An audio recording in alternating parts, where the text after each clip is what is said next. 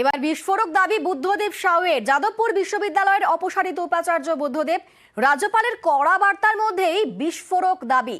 যাদবপুর বিশ্ববিদ্যালয়ে চিরকুট কালচারের অভিযোগ বুদ্ধদেবের। যাদবপুরে দুর্নীতির অভিযোগ বুদ্ধদেব সাউয়ের।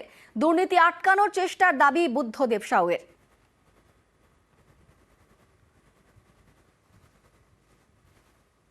কেন রিজলিউশন এরকম ভাবে লেখা হয়? চিরকুট কালচার।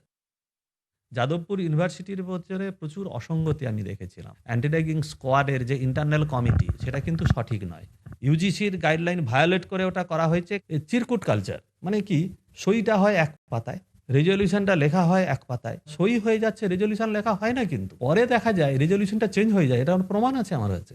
একটা মারাত্মক জিনিস, করাপশন বলুন বা বেনিয়ম চলছিল, সেটাকে কিন্তু আমি চেঞ্জ করার চেষ্টা করছি। এই জিনিসগুলো করেছিলাম বলে আজকের আমার উপরে এই খাড়া নেমে আসলো কিনা, সেটা নিয়ে আমার একটা প্রশ্ন থাকেই।